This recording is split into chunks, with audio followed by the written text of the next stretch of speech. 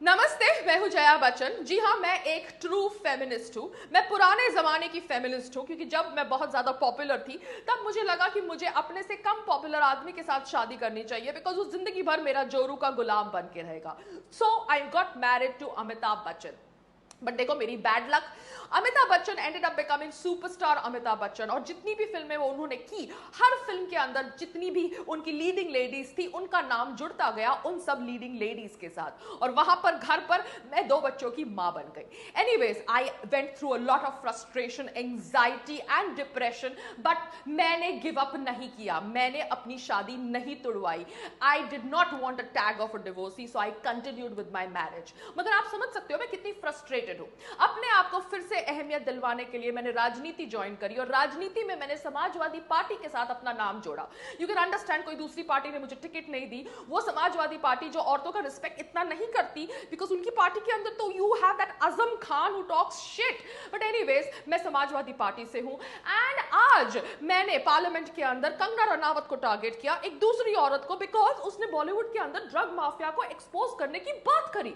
रवि किशन ने कहा कि बॉलीवुड के अंदर जो ड्रग है उसको निकालना चाहिए, तो मैंने ऑब्वियसली बोला कि ये लोग बैठ के बॉलीवुड को टारगेट कर रहे हैं। जिस थाली में खाते हैं उस थाली में छेद करते हैं। यू हैव टू अंडरस्टैंड, मैं पुराने जमाने की फेमिनिस्ट हूं। तो मैंने जब संजय दत्त पकड़ा गया इन 1993 फॉर मुंबई ब्लास्ट, तब उसको नहीं बोला कि तू जिस थाली में खाता है उस थाली में छेद करता है।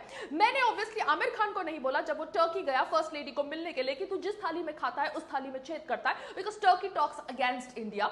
मैंने ऑब्वियसली सलमान खान हो, शाहरुख खान हो, करण जौहर हो, अनिल कपूर हो, all those people, Ranveer Singh हो, जो अनिल मुसरत के साथ दिखाई दिए जाते हैं, उन सबको किसी को नहीं बोला कि तुम जिस थाली में खाते हो उस थाली में छेद करते हो, क्योंकि अनिल मुसरत पाकिस्तानी आर्मी से जुड़ा हुआ है, आईएसआई से जुड़ा हुआ है। मैं ऑब्वियसली उन बॉलीवुड फिल्मों को प्रमोट करती हूं जो इंडिया नैरेटिव को आगे नहीं ले जाते मगर पाकिस्तान नैरेटिव को आगे ले जाते हैं। मगर मैंने कभी भी नहीं कहा कि तुम जिस थाली में खाते हो उस थाली में छेद करते हो उन सब डायरेक्टर्स और प्रोड्यूसर्स को। मगर आज मैं कंगना को कहती हूँ कि तुम जिस थाली में खाती हो उस थाली में छेद करती हो। क्यों? क्योंकि कंगना ने बॉलीवुड को गटर बोला। अब जब कंगना ने मुझे जवाब दिया कि भैया बॉलीवुड ने उसको जो थाली दी उस थाली के अंदर 2 मिनट के रोल थे या आइटम सॉन्ग था या हीरो के साथ नाचना गाना था, और वो भी ऑब्वियसली हीरो के साथ सोने के बाद, तब मेरे जो पालतू लोग हैं वो मेरे समर्थन में आ गए और कहने लगे कि कंगना मुझे गाली दे रही है। कैन यू इमेजिन, आजकल के फेमिनिस्ट तो हमसे भी ज्यादा डम है। Can you beat it? मैं as a true feminist Samajwadi Party से जुड़ जाती हूं और आजकल के फेमिनिस्ट कंगना के जवाब को गाली बोल के मेरा समर्थन करते हैं। So you have to understand, हम धीरे धीरे प्रोग्रेस कर रहे हैं। फेमिनिस्ट धीरे धीरे पहले से अभी तक प्रोग्रेस कर रहे हैं और मैं हूं जया बच्चन, एक फेमिनिस्ट। सही मात्रा में, सही मायने में मेरे से बड़ा फेमिनिस्ट और कोई ना था ना कभी होगा, क्योंकि सोनम कपूर जैसी डफोट भी बड़े होकर मुझ जैसा बनना चाहती है। तो कैन यू अंडरस्टैंड, मैं हूं जया बच्चन। नमस्ते, मैं हूं पायल रोहातगी। सुनने में आया है कि महाराष्ट्र असेंबली ने एक 60 पेज लेटर भेजा है अर्नब गोस्वामी को for breach of privilege. I think उन्होंने उद्धव ठाकरे जी को बहुत सारे सवाल पूछे and Maharashtra sarkar is not able to digest that. मैं सिर्फ लिबरल्स की इसके ऊपर टिप्पणी चाहती हूं, वो लिबरल्स जो कहते हैं कि मोदी जी एक फैसिस्ट लीडर है। आप उद्धव ठाकरे जी और उनकी सरकार को क्या बोलेंगे? क्योंकि अगर उनसे प्रश्न पूछे जाते हैं या उनको उनके नाम से पुकारा जाता है विदाउट एडिंग जी, तो आप उस पत्रकार को एक ब्रीच ऑफ प्रिविलेज का लेटर भेज देते हैं। आप उस अभिनेत्री को नोटिस भेज के उसका ऑफिस तोड़वा देते हैं। That is Kangana I am talking about, Arnab I am talking about. So what is wrong with Maharashtra सरकार and where are the liberals? आप लोगों की अभिव्यक्ति की आजादी कहां है regarding the fascism जो हम उद्धव ठाकरे की सरकार में देखते हैं? नमस्ते, मैं हूं पायल रोहातगी। मैं ये वीडियो बना रही हूं उन फेमिनिस्ट के लिए जो कंगना को अटैक कर रहे हैं और जया बच्चन का समर्थन कर रहे हैं। फेमिनिस्ट की बुद्धि तो उनके घुटनों में है, इसलिए let's talk about their hypocrisy further. अब जया बच्चन ने जब कहा कि कंगना जिस थाली में खाती है उस थाली में छेद करती है, तो कंगना ने जवाब दिया कि इंडस्ट्री ने जो थाली दी उसे, उस थाली के अंदर उसे 2 मिनट के रोल मिले, आइटम सॉन्ग मिले या हीरो के साथ एक रोमांटिक सीन मिला, वो भी हीरो के साथ रिश्ते रखने के बाद।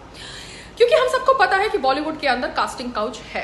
मगर आज की तारीख में फेमिनिस्ट उस कास्टिंग काउच के ऊपर बातचीत नहीं करना चाहती। वो फेमिनिस्ट जो एक साल पहले तक मी टू के आड़ में हर पुरुष को रास्ते पर ले आई थी, ये कहकर कि उस पुरुष ने उसके साथ गलत किया रोल के बदले में, आज की तारीख में वही फेमिनिस्ट कास्टिंग काउच के ऊपर बात नहीं करना चाहती जिसके ऊपर कंगना ने बात करी है। और कंगना ने जया बच्चन को यह भी कहा है कि जो थाली की बात कर रही है वो थाली कंगना ने खुद अपने आप सजाई है, जिस थाली के अंदर उसने देशभक्ति के ऊपर फिल्म बनाई है, फेमिनिज्म के ऊपर बनाई है, जो उसने अपनी खुद की मेहनत से बनाई है। मगर उसके जवाब को सुनकर स्वरा जैसी गधी औरत, जी हाँ, दैट्स व्हाट शी इज, कहती है कि कंगना जया बच्चन जी को गाली दे रही है। स्वरा, गाली वो होती है जो आपने 4 साल के बच्चे को दी थी, जिस बच्चे ने आपको आंटी कह के पुकारा था। अपना बचाव करना, अपना बयान देना गाली देना नहीं होता। आप जैसे फेमिनिस्ट, आप जैसे लिबरल्स ही गाली का मतलब तोड़ते हैं, मोड़ते हैं। आप लोग 4 साल के बच्चे को कुछ भी कह सकते हैं बिकॉज वो बच्चा आपको आंटी कह के बुलाता है। आप उस पार्टी का समर्थन करती हैं जो पार्टी कंगना को खुली तौर से गाली देती है, मगर तब आप अपना मुंह बंद रखती है। और आज की तारीख में जब कंगना अपना जवाब दे रही है टू जया बच्चन, आप कह रही है कि कंगना गाली दे रही है जया बच्चन को। मतलब आप क्या नशा करती है? दिन में ही क्यूटी पिन खा रही है? रिया चक्रवर्ती का सारा स्टॉक आपके घर में पहुंच गया है? रही बात उर्मिला मातोंडकर की, उर्मिला मातोंडकर कहती है कि कंगना को बीजेपी से टिकट चाहिए इसलिए वो ये सब कर रही है। कंगना को बीजेपी से टिकट चाहिए ये आप समझती हैं? आपको क्या लगता है कंगना उर्मिला मातोंडकर है? Kangana is not a finished story. Kangana आज की तारीख में भी 100 करोड़ की फिल्में बॉक्स ऑफिस पर देती है। उर्मिला मातोंडकर, आपका करियर बना बिकॉज राम गोपाल वर्मा ने आपको ब्रेक दी। जी हाँ, आप बनी बिकॉज राम गोपाल वर्मा लगातार आपको ब्रेक देते गए।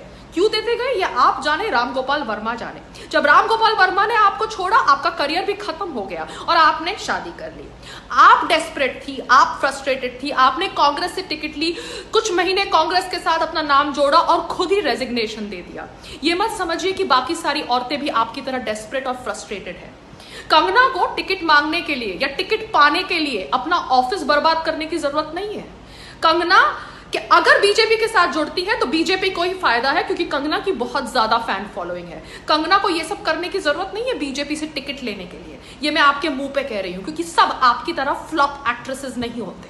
तो आगे से कंगना को टारगेट मत करिएगा, क्योंकि अगर आप कंगना को टारगेट करेंगी तो हम आपकी धज्जियां उड़ा देंगे, चाहे आप उर्मिला मातोंडकर क्यों ना हो या स्वरा जैसी शिट क्यों ना हो। नमस्ते।